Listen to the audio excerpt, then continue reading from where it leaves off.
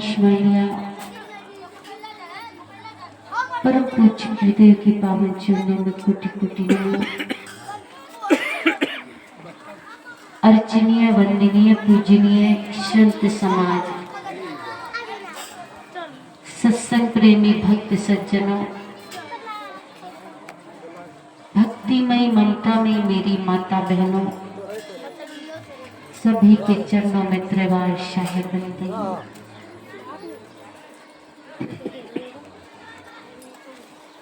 बहुत ही सुंदर भजन और विचार अभी हम सुन रहे थे संतों के मुखारबिन से।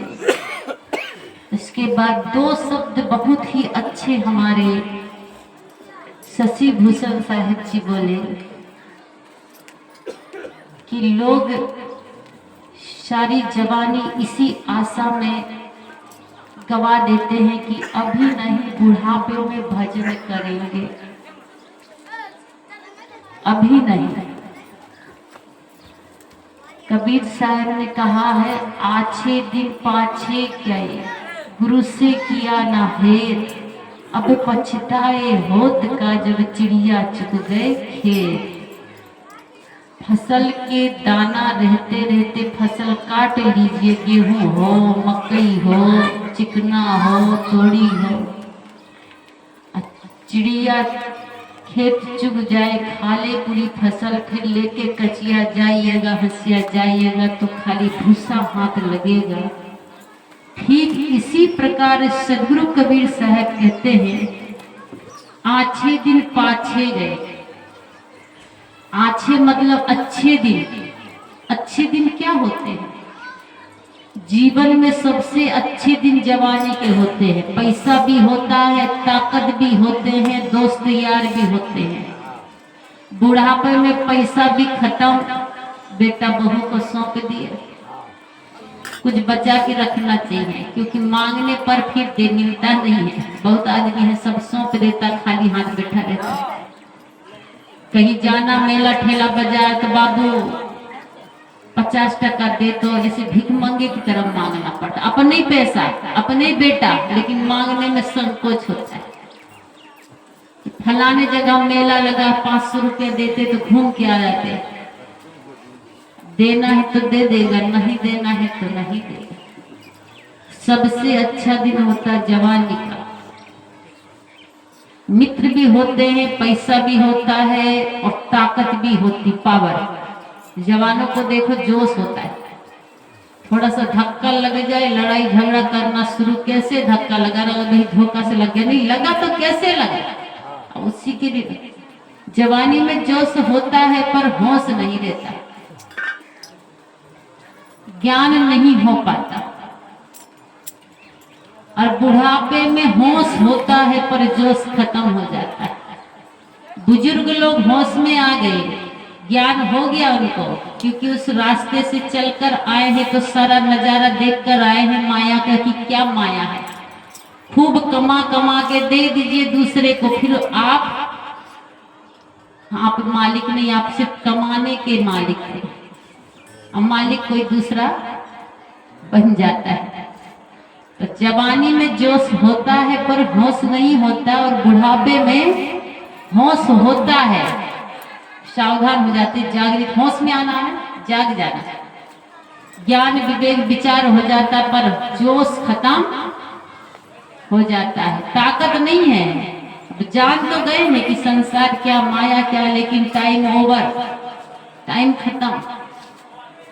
इसलिए समय रहते रहते अपने आप को, अपने जीवन को पहचान लीजिए। एक बार गाड़ी से कहीं जा रहे थे, 4 व्हीलर से, सत्संग मंच में, तो एक भजन बज रहा था संत मत का, कि तू काहे को जग में आया रे, जो कि नाम पे प्रीत न लाया रे। तुम संसार में किस लिए आए हो? तू काहे को जग में आया रे, तुम संसार में क्यों आए हो? बेटा बेटी बनाने के लिए, जमीन बनाने के लिए, या भक्ति करके आवागमन से मुक्त होने के लिए? किस लिए आए हैं? बेटा बनाइए, बेटी बनाइए, फिर बहू लाइए, फिर दामाद खोजिए, तब तक तो 60 हो ही जाता है। बचा 10 साल 70, तो फिर सोचते हैं कि पोता और नाती को भी थोड़ा खिला लेते, तब तक 70-75 हो जाता है। अब नाती पोता की फिर शादी देखने की इच्छा, तब तक 80-85, नाती पोता की शादी भी हो गई, पर तृष्णा क्या कह रही, अभी थोड़ा और देख लेते, थोड़ा और जी लेते। जिस काम के लिए संसार में आए हैं वो काम भूल गए। एक भजन था कबीर साहब का कि भूल गया पथ अपना पंछी रे, बहुत सुंदर भजन है। भूल गया, हमारे संत लोग गाते हैं, भूल गया पथ अपना रे पंछी करके भजन बड़ा सुंदर। इस घर को तू घर समझा, इसको घर समझा। अभी म्यूजिक बज रहा था, कौन गाना पे बज रहा था? अब फिल्मी गाना सुनने वाला अपना फिल्मी गाना बताएगा। हम उसका एक भजन सुन रहे थे इसी धुन में कि जिंदगी ये किराए का घर है, एक ना एक दिन बदलना पड़ेगा, मौत जब तुमको आवाज देगी, मौत जब तुमको आवाज देगी, घर से बाहर निकलना पड़ेगा। जिंदगी किराए का घर है, कुछ दिन के लिए मिला है। मकान मालिक जब निकालेगा तो किराया भर के, किराया कौन चीज का है? श्वास का किराया। जो श्वास आ रही है, जा रही है, आ रही है, जा रही, हम किराया चुका रहे हैं। जितना जिसका श्वास मिला है वो उतना ही दिन जिएगा। गैस सिलेंडर होता है, भोजन बनाते, किसी का 3 महीना चलता, किसी का 1 महीना, किसी का 5 महीना, और हमारा गैस सिलेंडर, एक सिलेंडर 6 महीना चलता है। और वो भोजन बनाने वाले सिलेंडर की बात कर रहे हैं। इसी प्रकार ये जीवन की श्वास रूपी सिलेंडर कब तक का भरा हुआ कह नहीं सकता। कोई 10 साल जीता है, कोई 20 साल, अब कोई 50 साल, कोई 80 साल, कोई 90 साल, और कोई 100 के बाद मरता है। जब जिसका सिलेंडर खत्म, दाना खाना बंद, और यहाँ से फिर बयान कर जाता है। इसलिए कहते हैं कि जीवन अनमोल है, इस अनमोल जीवन को बढ़िया से बिताइए। छोटी सी जिंदगी है लेकिन करना हमको अच्छा कर्म है। संत कहते हैं छोटी सी जिंदगी करना है बड़ा काम, छोटी सी जिंदगी करना है बड़ा काम, ज्ञान बताए सतगुरु भगवान। सदगुरु भगवान न मिले होते तो हम आज यहाँ नहीं होते। संसार के किसी दलदल में फंसे हुए, बहू की गुलामी करते, बेटा की गुलामी, पोता पोती की, और ये मानव तन किस लिए मिला भूल जाते। आए थे बड़े भाग से मानुष तन पाकर, कहा गया बड़े भाग मानुष तन पावा, सुर दुर्लभ सदग्रंथ ही गावा, साधन धाम मोक्ष कर द्वारा, पाए न जे पर लोक सवारा। कबीर साहब ने कहा है मानुष तन अनमोल है, धोखे में मत खो, अब चूके पछताओगे, 3 खानी दुख रो। अभी भक्ति से चूक गए, दान से चूक गए, सत्संग से चूक गए, और ध्यान से चूक गए तो 3 खानी दुख रोए। मनुष्य पशु अंडज उस्मत, 84 के चक्कर में फिर जाना पड़ेगा। 84 से कौन बचाता है हमको? जो गुरुमुखी हो गए, दीक्षा ले लिए, ध्यान भजन साधना करने लगे, तन के मन के वचन के 10 दोषों को त्याग कर दिए। तन से चोरी, हिंसा, व्यभिचार, मन से मान, छल, ईर्ष्या, क्रोध, वचन से झूठ, गाली, निंदा, ये 10 दोषों का जो त्याग कर देता है वो 84 के चक्कर से मुक्त हो जाता है। और नहीं तो फिर दीक्षा नहीं लीजिएगा तो फिर कुत्ता, बिल्ली, माल, जाल, हाथी, घोड़ा, चूहा सारा खानी में भटकना पड़ेगा। सांप, बिच्छू, केचुआ, मेंढक, छिपकली, सारा चीज बनना पड़ेगा। क्यों बनना पड़ेगा? क्योंकि मानव का तन तो पाए पर मानवता हमारे अंदर नहीं आई। मानव जैसे कर्म नहीं, खानी और वाणी का सुधार नहीं किए, भोजन और छाजन का सुधार नहीं किए, पशु जैसे भोजन किए। पशु तो प्रकृति की जीवन जीता, पशु जैसे कहना बेकार। पशु कभी अपना आहार त्यागता नहीं, जो उसका प्राकृतिक भोजन है वही करता है। पर मनुष्य प्रकृति से बाहर भोजन करता है। मूली, गाजर, टमाटर, भिंडी, करेला, परवल, फूल गोभी, पत्ता गोभी, शिमला मिर्च, बीट, चुकंदर, एक से एक सब्जी, 101 साग, और सबसे बढ़िया अभी सहजन जो आपके घर घर फला हुआ, रोज खाइए। खून बनता है, ताकत आती है, शरीर मजबूत होता। डेली सहजन खाइए, साग खाइए। ये पाउडर बिकता है 1000 रुपया किलो। सहजन को कूट के धूप में सुखा के बड़ी बड़ी कंपनी पाउडर बना के 1000 रुपया किलो बेच रहे। आपके यहाँ तो फ्री है मिल रहा। हम लोग फ्री की चीज नहीं खाते, हिंसा वाला भोजन करते हैं, मांस, मछली, अंडा खाते हैं। बताइए, किसी की गर्दन में छुरी चला के किसको काट पीट कर जिह्वा का थोड़ा सा स्वाद, आपको छुरी लग जाए, हंसुआ लग जाए, हाथ कट जाए, थोड़ा सा कितना तकलीफ होता है। तुरंत बैंडेज ढूंढिए, तुरंत डॉक्टर को जाइए, टिटनेस का इंजेक्शन लगाइए। हाय माय मर गए, इतना दर्द हो रहा है। कभी कभी गेहूं काटते काटते कट जाता है हाथ, धान काटते काटते, सब्जी काटते काटते दर्द होता है कि नहीं? मछली का क्या जीवन नहीं है? दर्द नहीं होता उसको? वो दर्द नहीं होता तो तड़पती क्यों? दर्द उसे भी होता है, पीड़ा उसे भी होती है। पर हम अपने जिह्वा के स्वार्थ हेतु उस पीड़ा को समझ नहीं पाते, दर्द को समझ नहीं पाते। जिह्वा का स्वाद, जीभ का, मुंह का स्वाद कितनी देर तक का है? सिर्फ 5 मिनट, और ज्यादा खाने में टाइम लगाए तो 10 मिनट। 10 मिनट से ज्यादा कोई 2 घंटा मीट को मुंह में रखेगा? 4 घंटा अंडा मुंह में भर के रख सकता है कोई? नहीं, उसको गुटकना, अंदर गिरना पड़ता है। अंदर गया, घाटी उतरा, माटी बना, फिर स्वाद खत्म। रहा स्वाद थोड़ी देर याद रहेगा, जब तक बढ़िया बना था। अच्छा, कल खाए हैं, आज स्वाद है उसका? आज कोई स्वाद नहीं।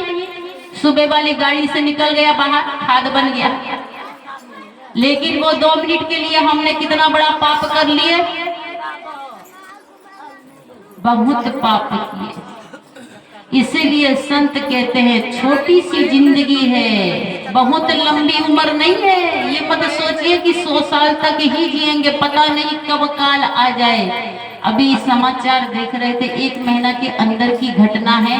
एक लड़का बढ़िया दूल्हा बना, उधर से भी दुल्हन सजी, और दुल्हन के माँ बाप ने बढ़िया से 4 व्हीलर गाड़ी, दहेज में फ्रिज, टीवी, कूलर, पंखा, जितना सामान था कम से कम 5 लाख का सामान और 15 लाख की कार, 20 लाख का सामान, 20 लाख केस तिलक में, कितना हो गया? 40 लाख, और 10 लाख का टेंट माइक, 50 लाख, 10 लाख का खाना, 60 लाख की व्यवस्था किया। एक वो बेटी बढ़िया से शादी करेंगे, उधर से भी दूल्हा लड़का नौजवान 25 साल का, एकदम सुंदर, पढ़ा लिखा, सर्विस में करने वाला।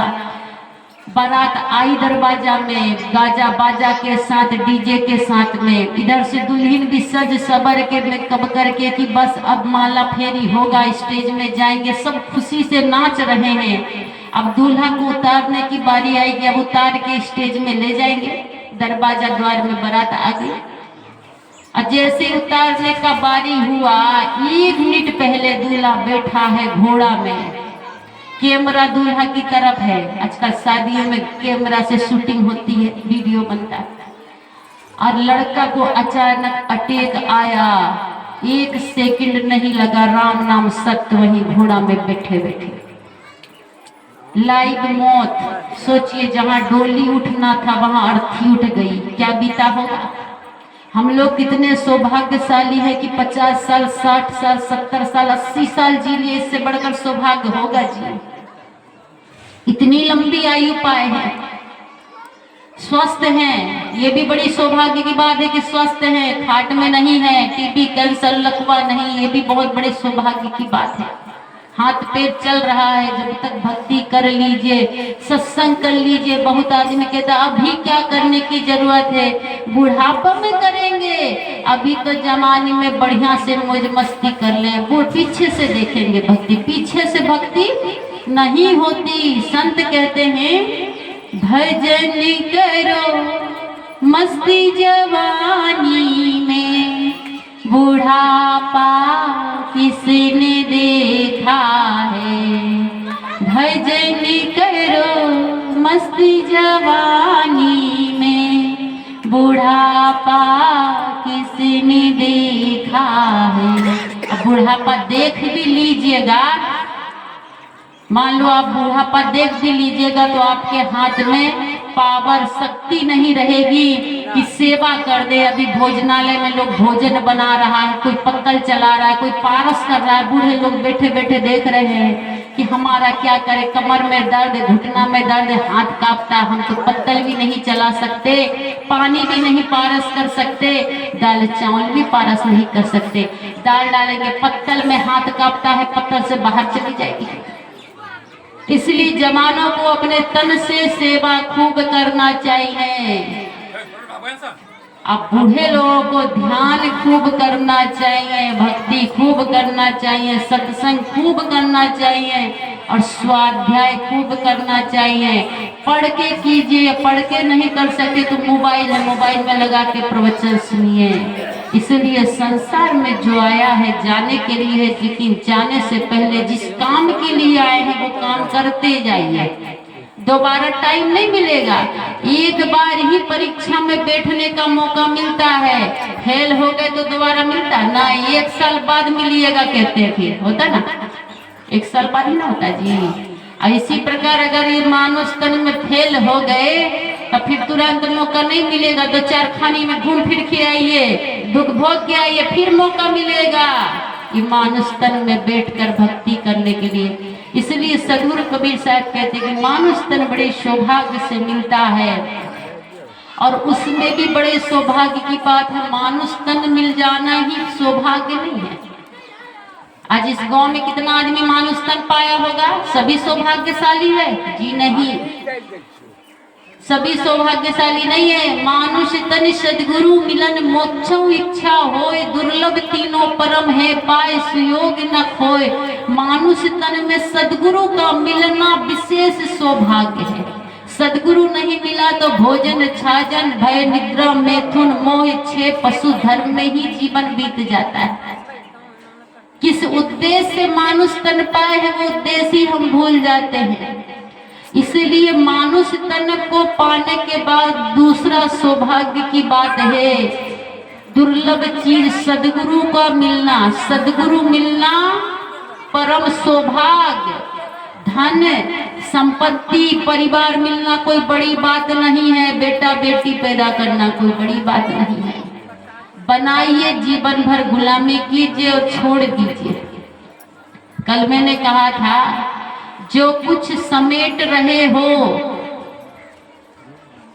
वो सब छोड़ के जाना है, और जो साथ में लेके जाना है उसको आप क्या कर रहे हैं, छोड़ रहे हैं। जो कुछ जोड़ रहे हैं वो तो छोड़ कर जाना है। बैठ जाइए बाबा, बैठ जाइए। जिसको बंदगी भाव करना बाद में, बीच में नहीं। अभी कुछ देना अल्लाह मत कीजिए। बैठ बोलिए सदगुरुदेव की। थोड़ा थोड़ा हमको ज्ञान होना चाहिए, आत्मज्ञान। 60 के बाद हो गए हैं तो धीरे धीरे जीवन को समेटना की कोशिश करो। बहुत पसारा कर दिए हैं, फैलावा, मन का फैलावा हो जाता है ना, बहुत जगह मन को लगा दिए। अब 60-70 के हो गए तो मन को धीरे धीरे समेटने का काम कीजिए। जैसे कि स्टेशन आने का होता, मान लो भागलपुर से आप गए हैं सुल्तानगंज, अब बीच में कौन स्टेशन में उतरना कहा, अकबर नगर या सुल्तानगंज ही उतरना है आपको, मान लो भागलपुर से, तो स्टेशन आने से 2 मिनट पहले हम बैग नीचे रखा है, ऊपर रखा, तो सबको जब 2 मिनट बाद उतरना है तो गेट के पास तैयार ना हो जाते जी।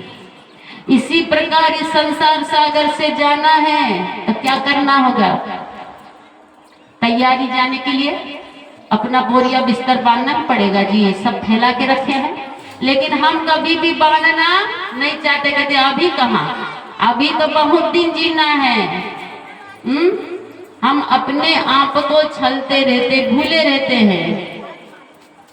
इसलिए संत कहते हैं कि जागिए, अगर जीवन में जब आने का जाने का बारी आए तो हंसी हंसी जा सके, ऐसा मन को समेट के रखिए, मन को बहुत विस्तार से फैलाइए मत। ठीक है 40, 50, 60 तक आप खूब फैलाए, बेटा बेटी के प्रति किए, परिवार के किए, पत्नी के लिए किए, अच्छा किए, ठीक है कोई बात नहीं, करना चाहिए, गृहस्थ आश्रम में धर्म है आपका करना। लेकिन 60 पार हो गए हैं, 70 के होने लगे हैं, तो आपके अंदर में वैराग होना चाहिए। कहते हैं कि राजा दशरथ एक दिन अपने राजमहल में, राज सिंहासन में, सभा में जाने के लिए तैयार हो रहे थे। राजा दशरथ जब तैयार हो रहे थे तो राजा महाराजा अपना पोशाक पहनते हैं, ड्रेस पहनते हैं, ड्रेस